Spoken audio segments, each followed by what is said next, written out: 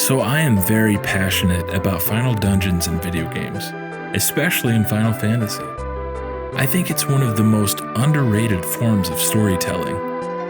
My earliest memory of the series is watching my cousin trek through the Temple of Fiends in FF1 searching for the Masamune. I wasn't even playing, but the tension was real. It's the finale, and you can feel it soar through your emotions and nerves. This is it. The culmination of everything you've worked for ends once you step foot inside. While I would love to dive deep into every aspect of what I love about this, I will keep this solely about the themes. That being said, I will not hold this list accountable to how I feel about the final dungeon specifically. For 11 and 14, I am only using the themes for the base games, not the expansions. I have awaited this day for a long time. Number 16, the Nexus from Final Fantasy XVI. The Nexus plays within the core of Origin, the final dungeon in the game. This one is a bit tricky. Final Fantasy XVI does not have a final dungeon. It's just a string of cutscenes, then the final boss. Not having a final dungeon is an unforgivable decision in my eyes. It's easily my biggest issue with the game. This track plays during the cutscene before the final boss when you enter the final layer of Ultima.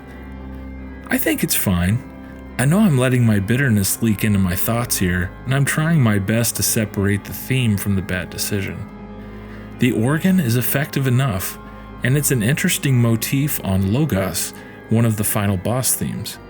If I were to hear this without context, I would assume I'm in the lair of an ominous entity, or sitting in a church service. Take your pick.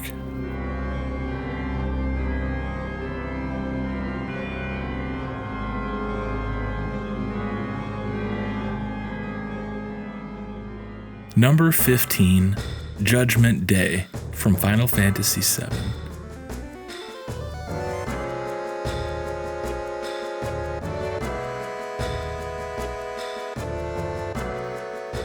The theme of Northern Crater. FF7 is also a game where I find the final dungeon disappointing. I can easily separate my feelings of the dungeon from the theme in this case though. I'm a huge fan of Final Fantasy VII's soundtrack. The MIDI feel to it is still charming to this day. Why is this so low then? Well, I have very high standards for final dungeons and themes. This doesn't feel like a final dungeon theme to me. 1 through 6 all nailed the vibe. I would expect if I'm descending into a mysterious crater, the theme would sell me on the horrors that await below. While I don't dislike the track, I do dislike the context.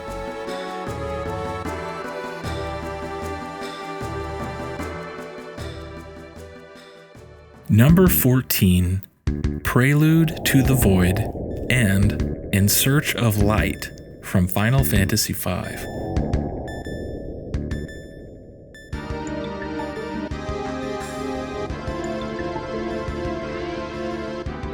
You'll notice some of the final dungeons in the series have more than one theme. Both tracks are exclusive to the Interdimensional Rift, easily the weakest final dungeon themes of the 2D era, but still great. Prelude to the Void has a neat John Carpenter feel to it in the opening seconds, then dips in quality a bit to me. In Search of Light is the stronger of the two tracks. I can tell I've entered the final area as soon as it kicks in. The 16-bit trumpets roar in classic FF5 fashion, yet I still feel there is a terrifying threat waiting around the corner, perhaps in a treasure chest.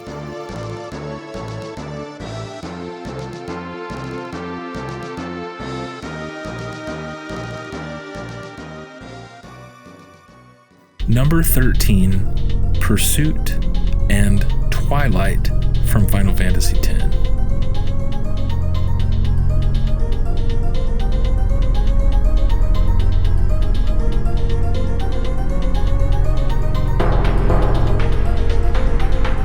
Both tracks were composed by Junya Nakano rather than Uematsu or Hamauzu.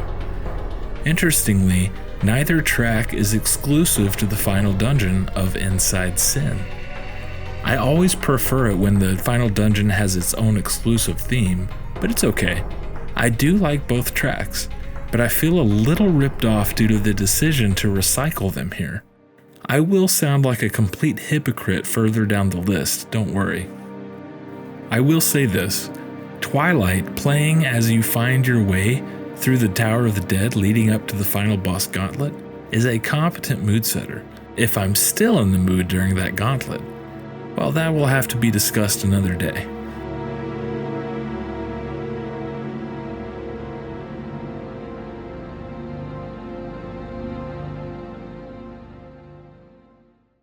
Number 12, Sky Fortress Bahamut from Final Fantasy XII.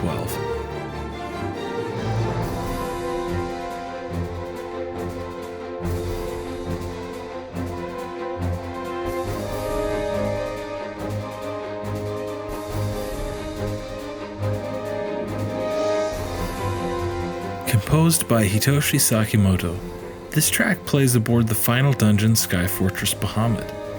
Fitting name.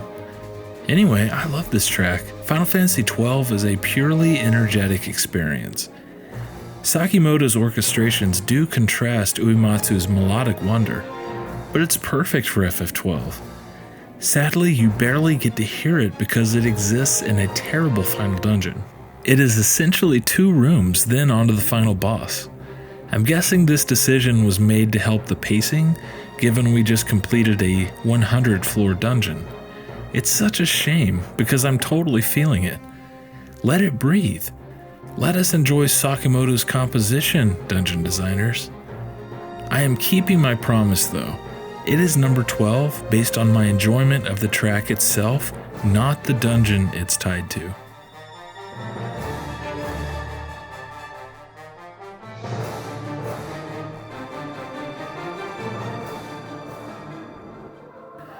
Number 11, The Cradle Will Fall from Final Fantasy XIII.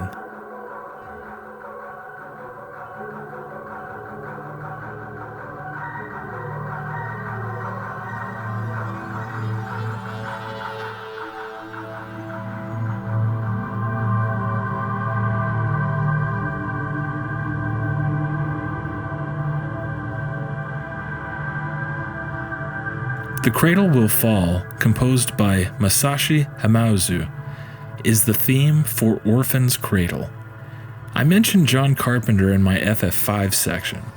I feel that influence even more strongly here with subtle drum beats reminiscent of The Thing from 1982. Being trusted as sole composer for FF13 after his impressive work on FF10, Hamauzu perfectly understood his assignment of science fiction ambience. The final 30 to 40 seconds of this track feel straight out of a religious horror film with the dark organ and all. Even the dungeon itself contains religious imagery with stained glass windows and depictions of the Virgin Mary cradling Jesus Christ. It's one of the more imaginative final dungeon themes, shrouded in mystery, and I'm a big fan of it.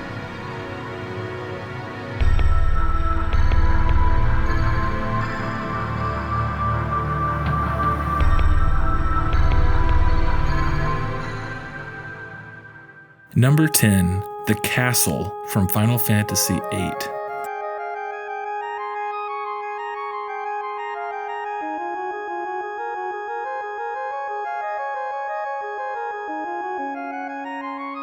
The castle could only be referring to one, that being Ultimisia's castle. I feel that Nobuo Uematsu must have had a blast composing this one. Theatrhythm describes the castle as the strains of the fittingly ominous organ filled the strange maze of the sorceress's castle. Strange is the key word here. I love how strange Final Fantasy VIII is willing to go. Most of the game is that of science fiction, dipping into wildly futuristic territory. I adore that Ultimisia's castle is the home of the classic fantasy, with a medieval castle straight out of Dracula, and a classic tune to accompany as you find your way to the throne of the sorceress. this could possibly be the most interesting usage of the organ in the collection of themes. It confusingly starts kind of happy-go-lucky, but once you step inside, the blaring of the pipes create quite the tonal shift. The game even kindly allows you to play the organ inside.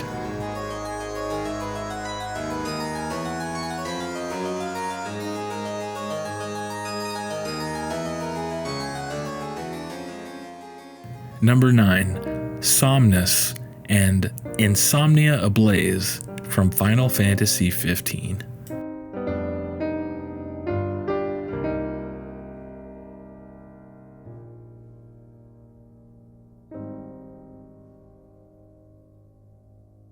Final Fantasy XV is a special game to me. I mentioned how important final dungeons are. It's usually where the soul of the game is at its peak. 15 could be the poster child of what I'm trying to convey to you. Somnus is one of the first tracks we heard from Yoko Shimomura for the concepts of Final Fantasy Versus 13. It was the moment in the game where we felt things had come full circle from the 10 years we waited to get our hands on this project.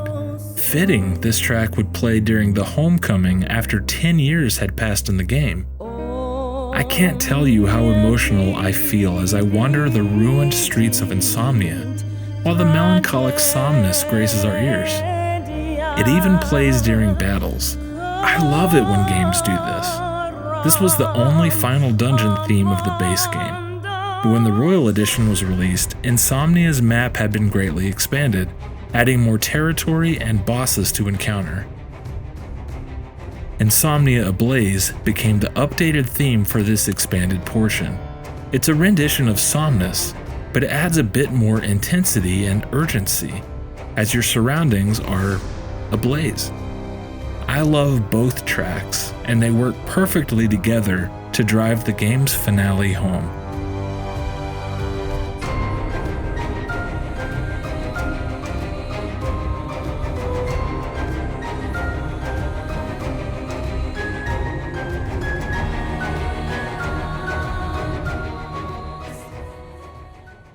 Number 8, Castle's Fall from Final Fantasy XI.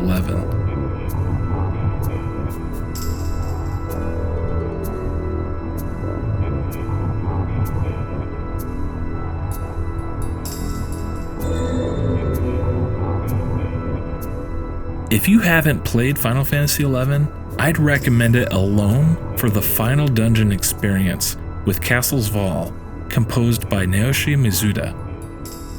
I don't even feel like I need to say anything. It could be the most effective atmospheric track in the series. I remember during my first solo run with Truss, I just stopped in the halls of this dungeon to truly take it in. It's perfectly eerie. I felt terrified to take a single step. What could be lurking around the corner? Am I going to find the ancient crypt of the Shadow Lord? If you can get through Play Online, do yourself a favor and listen to this track authentically after stepping foot inside Castle's Fall.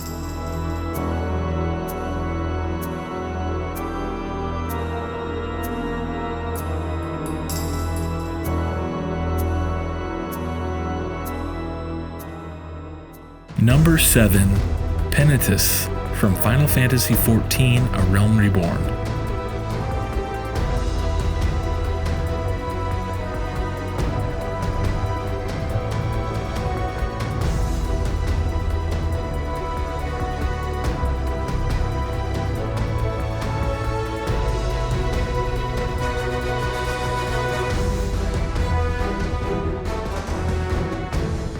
Penitus, composed by Masayoshi Soken, is the theme for the Praetorium, the final dungeon of Final Fantasy XIV: A Realm Reborn. If you've kept up well with my list, you know there is only one more 3D FF game left to discuss. Of the 3D games, this is the best motivational final dungeon theme. Soken is like the Guns N' Roses of video game composers. Often one track can be like 3 in 1. Penitus is like this. At first, I am so gung-ho to defeat the Empire. Then as the piano kicks in, the more mysterious side of the story emerges. It uses a leitmotif of the Maker's Ruin, which is easily one of the best FF14 tracks, and contains a Latin chorus. It's a beautiful piece, and I feel is a statement track for Sunken as Uematsu's successor.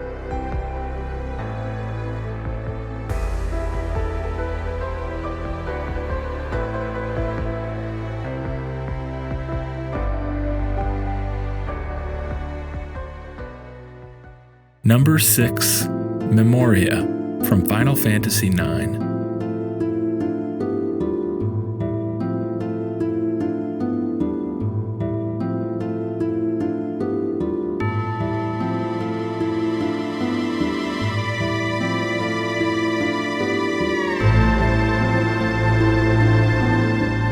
Speaking of Uematsu, Memoria is the last final dungeon theme he composed for the series. What a beautiful send-off. It has always reminded me of FF1's final dungeon track, which we'll get to. This one is pure mystery. Just like FF1, it makes the player more inquisitive about what reveals are coming, rather than a motivation to get the big bad. If I were to learn how to play the harp, this would be one of the first tracks I would learn. I understand Memoria leads to the Crystal World, but I like to keep Memoria as the definitive final dungeon theme for FF9, as the Crystal World is just a variation of the Prelude.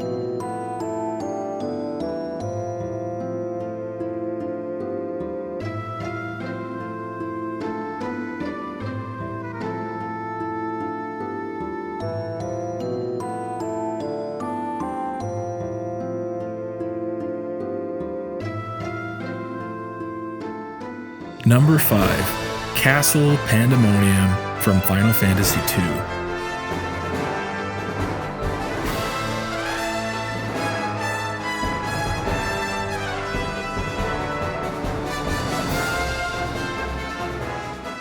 There's no mystery here. This is pure adrenaline. Once you step foot in hell, there's no need to ask questions. You're most likely toast, and that's all there is to it. For a first-time player, you don't know whether to groan at the fact you just barely made it through the Jade Passage, or to be grateful there's still more. I'm in the latter boat. Pandemonium is already one of the most beautiful dungeons in the series. The theme is downright threatening. I love this dungeon so much. My favorite games are the ones where you can keep looking forward to something. The early FF Final dungeons keep you on the edge of your seat.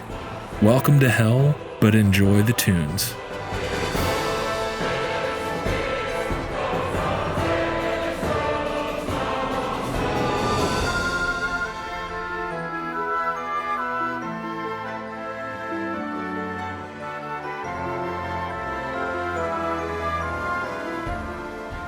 Number 4, the Crystal Tower and the Dark Crystals from Final Fantasy III.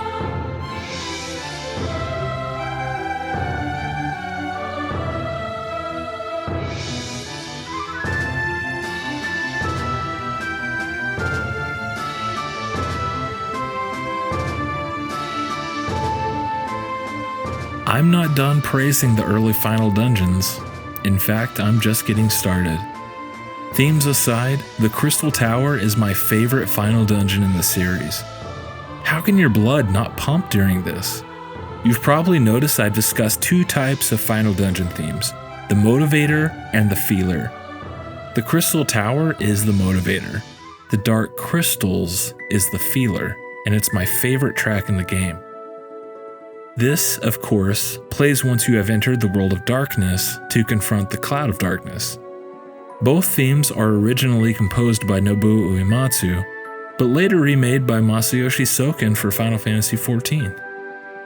The legacy of these has transcended time. They still strike fear into the brave souls who would do anything for one last save point.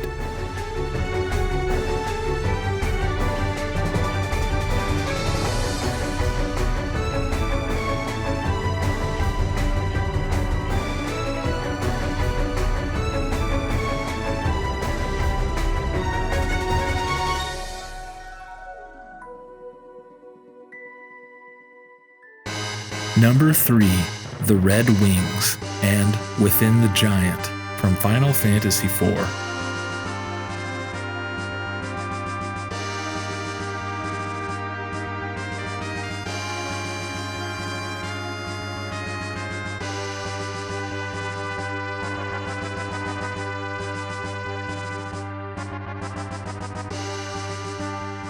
Remember when I warned of hypocrisy? This is a tricky situation for me. Both tracks play in separate parts of the game. The Red Wings is the opening theme of the game. Within the Giant plays, well, Within the Giant of Babel. If the first time you hear these are in the final dungeon, I'm sure they would be number 1 with relative ease on my list. Final Fantasy IV is not only my favorite FF soundtrack, but my favorite video game soundtrack as well. Both tracks are in my top 5 list of tracks from the game. So even though in principle I want unique tracks for the final dungeon, I can't score these low. I just can't. Final Fantasy IV means too much to me. In fact, I think it's poetic that the game comes full circle a bit. It's been a while since the player has heard the Red Wings. It is Cecil's final task of redemption. It is part of the revolutionary storytelling in FF4 that I believe this track was intentionally placed here. A perfect example of final dungeons being an underappreciated storytelling method.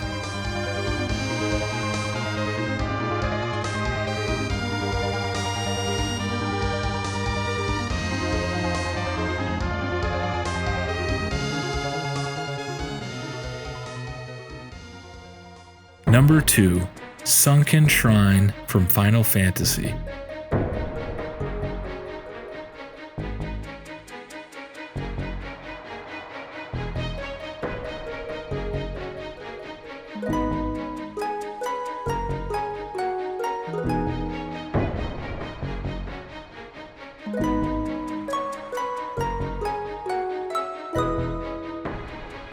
This track title has always bothered me. This is not the Sunken Shrine. This is the theme of the Chaos Temple after you travel in time. The Sunken Shrine actually shares the Chaos Shrine theme from the beginning of the game. I don't know how this error took place, but it is incorrectly labeled on every version of the soundtrack. If there is something I'm missing here, please tell me. Anyway, this is the ultimate theme of mystery in the catalog of Final Dungeons. You still don't know who or what is behind the story events, who is responsible for the elemental chaos in the world being shrouded in darkness.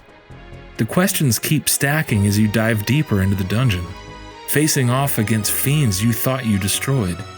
I always liked the FF Origins version of this best. FF1 is just such a treat from beginning to end to beginning.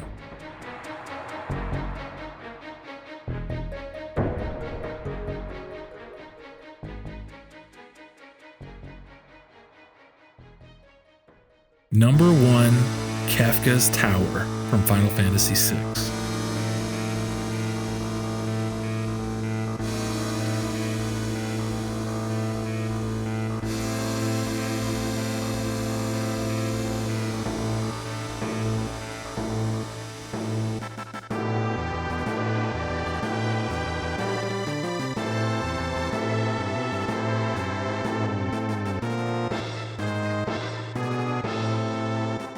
Oh yeah, how could I not, dude? Listen to that intro.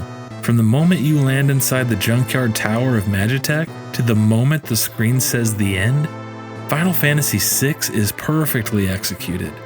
What a tremendous theme.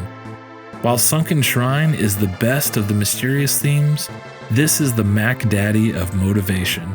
The world is already screwed, you have nothing to lose.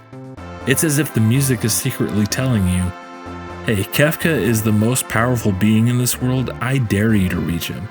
I could blare this for hours. So given my extremely high standards on Final Dungeon themes, what will the eventual Final Fantasy XVII have in store?